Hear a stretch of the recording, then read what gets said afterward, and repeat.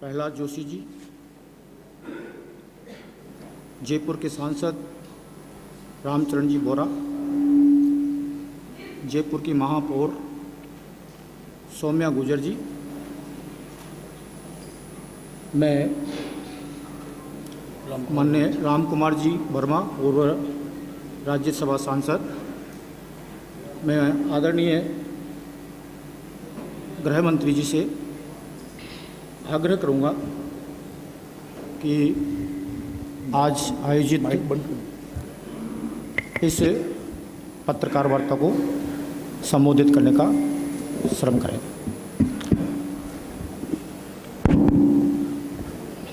मित्रों, आज की पत्रकार वार्ता में आप सभी का स्वागत है। जैसा कि हम सब जानते हैं, आज राजस्थान का 2023 विधानसभा का चुनाव का प्रचार समाप्त हो जाएगा और 3 दिसंबर को मतगणना होने वाली है। मैं विगत 6 महीनों से राजस्थान में संगठनात्मक और चुनावी काम के लिए मेरा दौरा हुआ है। पूरे राजस्थान का दौरा कर मैं विश्वास के साथ बताना चाहता हूं कि राजस्थान में अगली सरकार भारतीय जनता पार्टी की बन रही है। पूरी राजस्थान के हर कोने में जनता ने परिवर्तन का मूड बनाया हुआ है और हर क्षेत्र में विफल और नाकाम कांग्रेस सरकार को विदाई देने के लिए राजस्थान के लोगों ने अपना मन बना लिया है। भारतीय जनता पार्टी की परिवर्तन संकल्प यात्रा लगभग 9000 किलोमीटर चली। हर गांव दानी में हमने लोगों का संपर्क करने का प्रयास किया। 200 विधानसभाओं तक पहुंचे और करीब करीब हमारे चुनाव अभियान में कल रात तक अंदाजन 1 करोड़ से ज़्यादा मतदाताओं का संपर्क भारतीय जनता पार्टी के नेताओं और कार्यकर्ताओं के द्वारा किया जा रहा है। राजस्थान ने हमेशा मोदी जी के साथ खड़ा रहकर भारतीय जनता पार्टी का समर्थन किया है। 2014 और 19 दोनों चुनाव में सभी की सभी सीटें भारतीय जनता पार्टी के खाते में देकर मोदी जी के प्रति अपना विश्वास हमेशा राजस्थान की जनता ने प्रकट किया है। परिवारवाद, भ्रष्टाचार और तुष्टीकरण की राजनीति जो कांग्रेस ने इस 5 साल में राजस्थान में इसका परिचय दिया, इससे राजस्थान की जनता बहुत त्रस्त है और उसके सामने भारतीय जनता पार्टी की नरेंद्र मोदी सरकार ने राजस्थान में करोड़ों लाभार्थियों को केंद्र की योजना का सीधा लाभ पारदर्शी तरीके से पहुंचाया है और केंद्र की दर्जनों योजनाएं गांव और गरीब दोनों के फायदे के लिए राजस्थान में सीधा परिणाम देती हुई नजर आती है। मैंने कई बार आम सभाओं में कांग्रेस से सवाल किया मगर मुझे जवाब नहीं मिला कि जब केंद्र में आपकी सरकार थी 10 साल तक 2004 से 14, तब आपने राजस्थान के लिए क्या किया। उसका जवाब कांग्रेस पार्टी नहीं देती है। मैं आज इस प्रेस वार्ता के माध्यम से राजस्थान की जनता को बताना चाहता हूं कि ग्रांट इन एड और डिवैल्यूएशन फंड का अगर टोटल करें तो 2004 से 14 तक 2 लाख करोड़ रुपया कांग्रेस सरकार ने राजस्थान को दिया था। मतलब 10 साल में 2 लाख करोड़ रुपया। और भारतीय जनता पार्टी की सरकार ने ये 2 लाख करोड़ के सामने 9 साल में 8,70,000 करोड़ रुपया राजस्थान को देने का काम किया है, लगभग 4.5 गुना। और इसके साथ साथ 7 लाख करोड़ के और काम जो केंद्रीय प्रोजेक्ट के रूप में, जैसे नेशनल हाईवेज हैं, रेलवे स्टेशनों का अपग्रेडेशन है, नई रेलवे लाइन बिछानी है, 6,000 करोड़ के खर्चे से कोटा में नया ग्रीनफील्ड हवाई अड्डा बनाना है, बीकानेर, जैसलमेर और किशनगढ़ हवाई अड्डे शुरू करना हो, बीकानेर में 1000 मेगावाट का सौर पार्क, जैसलमेर में 800 मेगावाट का सौर park, Bhadla solar park phase 3 5000 megawatt और लगभग 5 करोड़ लोगों को किसान सम्मान निधि, नल से जल, आयुष्मान भारत योजना, शौचालय, मुफ्त अनाज, उज्ज्वला योजना और प्रधानमंत्री आवास योजना के बेनिफिट हमने पहुंचाए हैं। राजस्थान सरकार ने 5 साल में सबसे खराब स्थिति अगर किसकी रही है तो महिलाओं की रही है, दलितों की रही है। महिलाओं और दलितों पर अत्याचार के ढेर सारे मामले राजस्थान में अब देखने को मिलते हैं और गहलोत सरकार में तुष्टीकरण की राजनीति चरम सीमा पर। ये 5 साल में छबड़ा, भीलवाड़ा, करौली, जोधपुर, चित्तौड़गढ़, नौहर, मेवात, मालपुरा, जयपुर सुनियोजित दंगे हुए। दंगाइयों पर कोई कठोर कार्यवाही राजस्थान सरकार की ओर से वोट बैंक पॉलिटिक्स के कारण नहीं हुई है। और उदयपुर में कन्हैयालाल तेली, भीलवाड़ा में आदर्श तापड़िया, चित्तौड़गढ़ में रतन सोनी, झालावाड़ में कृष्णा वाल्मीकि, जयपुर में मनु वैष्णव, बांसवाड़ा में गौरांग भट्ट, ढेर सारे नृशंस हत्या के केस भी तुष्टीकरण की राजनीति के चलते कोई प्रकार की कठोर कानूनी कार्यवाही के बगैर लटके हुए नजर आते हैं। सालासर में राम दरबार पर बुलडोजर घुमाया, अलवर में शिवलिंग को ड्रिलिंग मशीन से तोड़ दिया, कठुमर में गौशाला पर बुलडोजर घुमा दिया। ऐसे कई सारे तुष्टीकरण के विकृत मामले राजस्थान सरकार से देखने को मिले हैं। महिलाओं पर दुष्कर्म की बात करें तो 5 साल में 2 लाख से ज्यादा महिलाओं के खिलाफ अपराध के मुकदमे राजस्थान में दर्ज हुए हैं।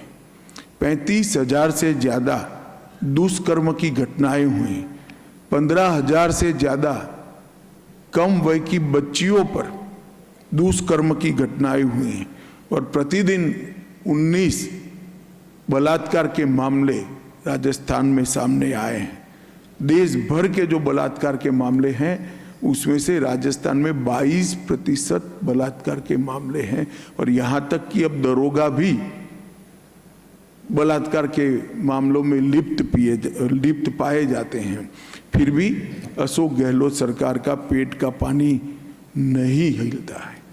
ये महिलाओं का गुस्सा हम जहाँ जहाँ गए वहाँ हमें दिखाई पड़ा है और महिलाएं एकजुट होकर अशोक गहलोत सरकार के खिलाफ और नरेंद्र मोदी जी के साथ नजर में आती हैं। कांग्रेस की भ्रष्टाचार, लाल डायरी भ्रष्टाचार का प्रतीक हुआ है। दीपावली की डायरियां जो निकलती है उसमें आज सबसे कम डिमांड अगर है तो लाल कलर की डायरी की डिमांड है, क्योंकि सबको डर है कि मैं शुभकामनाओं के लिए लाल डायरी दूंगा तो वो भ्रष्टाचार का प्रतीक न माना जाए। कई सारे गबन के मामले, यहाँ तक कि सचिवालय में 2,35,00,000 और 1 किलो सोना। पूरे आजाद भारत के इतिहास में ऐसा कभी नहीं हुआ कि मंत्रालय की अलमारी से 2,35,00,000 कैश और 1 किलो सोना मिल जाए, मगर गहलोत साहब का रिएक्शन मैंने देखा था उस दिन, कोई उनके चेहरे पर कोई सिनक नहीं बदली थी, आराम से वो जवाब दे रहे थे। मैंने भ्रष्टाचार के प्रति इतना ठंडा रुख किसी का नहीं देखा है। कोई महंत को अवैध खनन रोकने के लिए आत्मदाह करना पड़ता है, मगर आज भी वो क्षेत्र के अंदर अवैध खनन खुले आम चल रहा है। मित्रों, कई सारे जल जीवन विभाग, मिशन खनन विभाग, उदय सागर झील, प्रतापगढ़ की मार्बल की खान, काली सिंह डैम, गरीबों के राशन के अंदर घपला, ढेर सारे घपले घोटाले के मामले सामने आए हैं। किसानों का हाल भी बेहाल है। 10 दिन में किसानों का कर्ज माफ करने का वादा कर कर आई हुई गहलोत सरकार 5% किसानों का कर्ज भी 5 साल में माफ नहीं कर पाई। लगभग 19,000 से ज़्यादा किसानों की भूमि को नीलाम कर दिया है और दर्जनों किसान आत्महत्या कर चुके हैं। पूरे किसान गहलोत सरकार के खिलाफ लामबंद होकर भारतीय जनता पार्टी के साथ खड़े रहते हुए हमने देखा है। भर्तियों में पेपर लीक के मामले एक प्रकार से सारे रिकॉर्ड तोड़ गए। पूरे देश भर में 15 से ज़्यादा, 3 साल में 15 से ज़्यादा पेपर लीक के मामले कहीं नहीं देखे गए। 40 लाख से ज़्यादा अभ्यर्थी युवा जिस भर्ती की परीक्षा में बैठने वाले थे, जिन्होंने ट्यूशनों के पैसे लगाए हैं, जिन्होंने दिन रात एक कर तैयारी की है, उनके भविष्य को बर्बाद करने का काम अशोक गहलोत सरकार ने किया है। और दूसरी ओर ये सभी मामलों के बाद भी उन्होंने एक भी जगह परिणामदायी जांच कर नसीहत करने का काम नहीं किया है। मित्रों, राजस्थान में चाहे युवा हो, चाहे किसान हो, चाहे महिला हो, चाहे दलित हो, चाहे धार्मिक नेता हो, धार्मिक गुरु हो, सभी लोग इस सरकार के से त्रस्त हैं। मैं जब राजस्थान आना शुरू किया तब हमारे कुछ नेताओं ने मुझे कहा था कि साहब, सोच समझकर रणनीति बनाना, गहलोत साहब जादूगर हैं। मगर मैंने आज पूरा दौरा करके मन बनाया है कि इन्होंने बहुत सारी चीज़ों को गायब किया है, नौकरियों को गायब किया है, खाने पीने की चीज को गायब किया है, अच्छी कानून और व्यवस्था को गायब किया है। अब जनता ने मन बना दिया है कि इस बार जनता जादूगर बनकर कांग्रेस सरकार को गायब कर लेने वाली है और 3 दिसंबर को भारतीय जनता पार्टी की सरकार बनने वाली है। मोदी जी के नेतृत्व में देश को मोदी जी ने सुरक्षित किया है, समृद्ध किया है और 11वें नंबर की अर्थव्यवस्था को 5वें नंबर पर लाए हैं। तिरंगे को चंद्रमा पर पहुंचाने का काम किया और G20 में भारत की कूटनीति का ध्वज समग्र विश्व में लहराकर विश्व में भारत को सम्मान देने का काम भी मोदी जी ने किया है। आज मोदी जी के नेतृत्व में राजस्थान की जनता एकजुट होकर भारतीय जनता पार्टी को प्रचंड बहुमत देने के लिए खड़ी है। मुझे पूरा भरोसा है कि जो मतदान होगा और 3 तारीख को काउंटिंग होगा, यहाँ पर बड़े बहुमत के साथ सारे रिकॉर्ड तोड़कर भारतीय जनता पार्टी की सरकार बनने जा रही है। धन्यवाद। अब आप सवाल कर सकते हैं।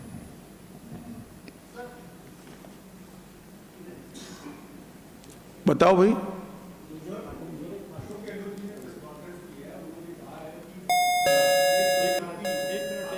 भाई छोड़ो ना, पूछने दो ना, तुम क्यों बीच में कर।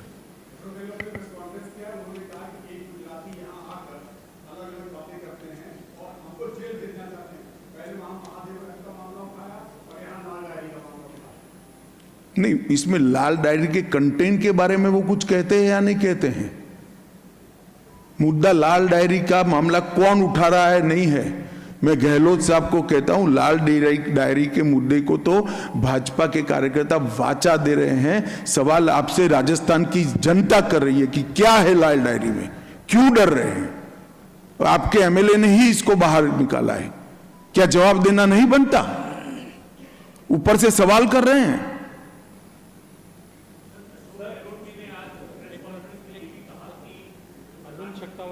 एक भाई रहने दो ना तुम।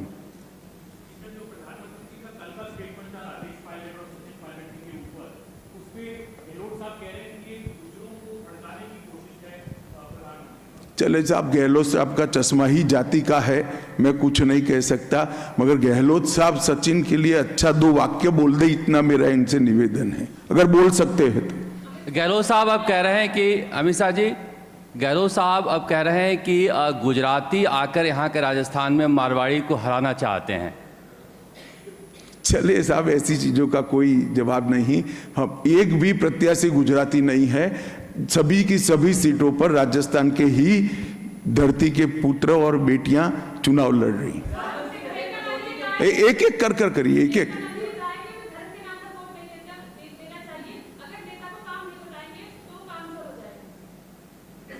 मैंने काम का हिसाब उनका दिया है, आपको उनको सवाल करना चाहिए। क्या लग रहा है आपको, गरिमा तार-तार हो रही? देखिए, जब जब भी मोदी जी के लिए अपमानजनक शब्दों का प्रयोग कांग्रेस ने किया, देश की जनता ने, कोई भी राज्य हो, इसका जवाब दिया है। मुझे भरोसा है कि मोदी जी के लिए अपशब्दों का प्रयोग जो राजस्थान में किया गया है, मतदान में राजस्थान की जनता इसका जरूर जवाब देगी।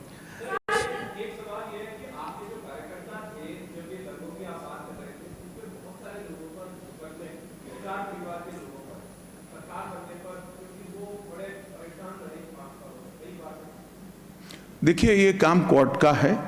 राज्य सरकार बनकर एक तटस्थ जांच कर अपनी रिपोर्ट कोर्ट के सामने करेगी, कोर्ट इस पर निर्णय करेगी।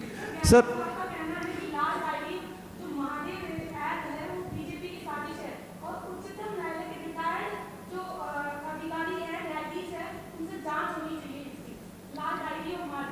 नहीं तो अब तक क्यों जांच नहीं कराया उन्होंने? अगर वो कह रहे बीजेपी की साजिश है तो जांच करा लेते। उनके विधायक ने लाल डायरी बाहर निकाला है, हमने नहीं निकाला है, उनके मंत्री थे। सर, अशोक गहलोत कह रहे हैं कि मैं मार्मिक अपील कर रहा हूं 200 सीटों पर कि मेरे चेहरे पर ही आप वोट करें। क्या समझा जाए कि अशोक गहलोत के साथ बाकी नेता नहीं है या उन्होंने हथियार डाल दिए हैं? देखिए, हमारे लिए तो बहुत अच्छा है कि अशोक गहलोत के चेहरे पर चुनाव हो, बहुत फायदा है सर।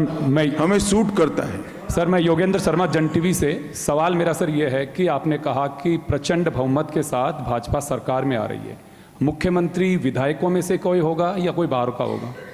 वो बाद में विधायक ही बैठकर तय करेंगे और भारतीय जनता पार्टी के पार्लियामेंट्री बोर्ड को इसका पैनल भेजेंगे, इसके आधार पर हम निर्णय करेंगे। उन्होंने एक सवाल उठाया है कि राजस्थान में बीजेपी के टाइम 22 बार फायरिंग हुई और उसमें 72 गुर्जर मारे गए। वहीं कहा कि मेरे जो शासनकाल में एक बार भी फायरिंग नहीं हुई। देखिए, ऐसा है, मैंने इतनी सारी चीजें गिनाई, इसका जवाब जरा गहलोत साहब का दे दे। इनका चश्मा ही जातिवाद वाला है, परिवारवाद वाला है। उनका एकमात्र एजेंडा वैभव गहलोत को मुख्यमंत्री के रूप में लॉन्च करने का है और कोई नहीं। सर, पिछले 1 साल के दौरान कांग्रेस सरकार ओल्ड पेंशन स्कीम को लेकर लगातार बात उठाती रही है। केंद्र सरकार इस पर कोई विचार रखती है कि ओल्ड पेंशन स्कीम? हमने विचार के लिए एक कमेटी बनाई है, वो कमेटी इस पर काम कर रही है। जैसे ही कमेटी की रिपोर्ट आएगी हम इस पर विचार करेंगे। सर, गारंटियों के लिए अशोक गहलोत कहते हैं कि हमारी गारंटी को जो है प्रधानमंत्री ने कॉपी किया है और अब वो खुद गारंटी दे रहे हैं, जबकि आज जो है 7 गारंटियों की जो उन्होंने ऐड दिया था, चुनाव आयोग ने रोक लगा दी उस पर। देखिए, ऐसा है कि जिस व्यक्ति की खुद की ही गारंटी न हो, इसकी गारंटी पर मतदाता भला क्या विचार करेगा, बताइए। हमने कोई गारंटी करे बगैर, दिए बगैर देश के 60 करोड़ गरीबों के घर में गैस पहुंचाया है, बिजली पहुंचाई है, पानी पहुंचाया है, मुफ्त अनाज पहुंचाया है, 200 करोड़ लोगों को कोरोना का वैक्सीन दिया है, शौचालय पहुंचाया है और स्वास्थ्य का 5 लाख तक का सारा खर्चा आज सरकार उठा रही है। गारंटी पर किसकी भरोसा करना वो राजस्थान की जनता अच्छे तरीके से जानती है। गहलोत साहब का खुद का कोई गारंटी नहीं है, वो भला क्या गारंटी दे रहे हैं? सर मुख्यमंत्री अशोक गहलोत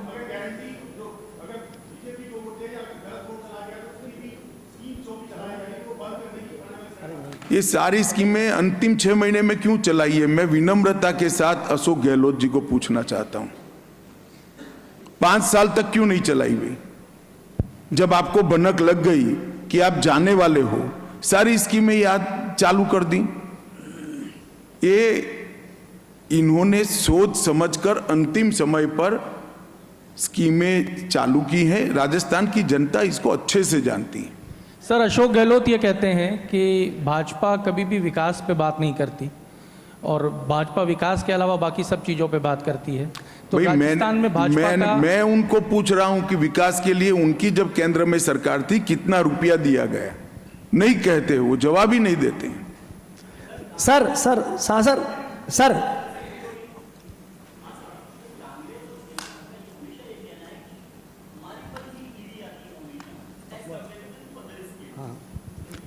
देखिए, ये इनका भ्रष्टाचार को शील्ड करने का एक जवाब है। इस देश में कोर्ट है या नहीं है भाई? अगर गैरकानूनी तरीके से हुआ है तो तुरंत कोर्ट में चला जाना चाहिए। सर कल मोदी का रोड शो था, उसके बाद एक रिएक्शन आया आदर्श नगर विधानसभा से। वहां उम्र दराज चुनाव लड़ रहे थे, उन्होंने कांग्रेस को समर्थन दिया। छोड़ो, ऐसे विधानसभा से क्या सवाल? शासन में इसलिए कह रहा हूं, छोड़ो भाई, ऐसे सवाल नहीं होते यार जी। कांग्रेस हो गई बात, आपने एक पूछ लिया ना। सर मुख्यमंत्री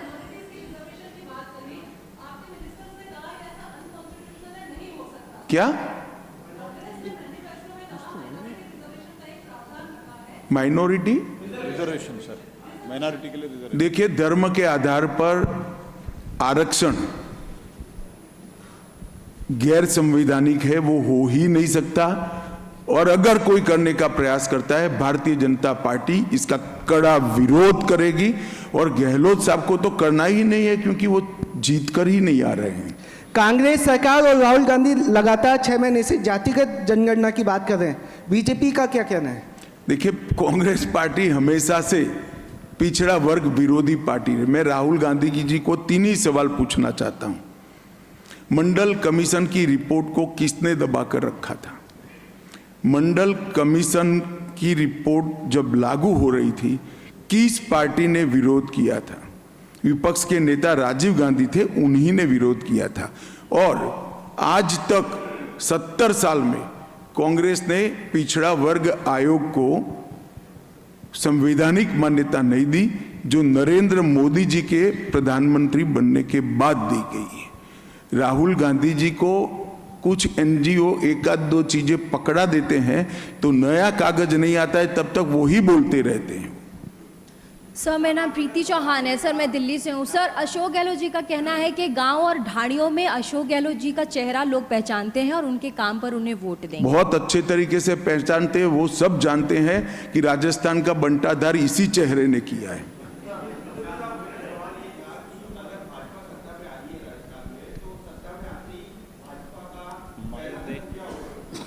वो तो मुख्यमंत्री जी तय करेंगे ना, मैं नहीं तय कर सकता।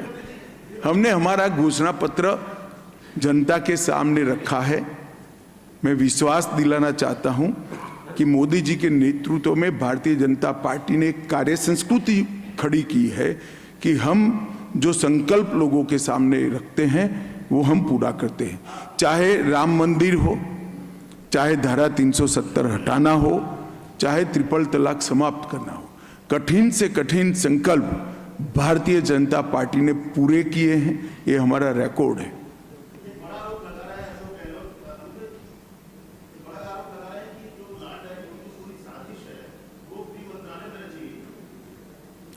राजस्थान का गृह मंत्रालय तो उनके साथ ही है भाई। खुद साजिश रचकर कैसे आरोप कर सकते हैं।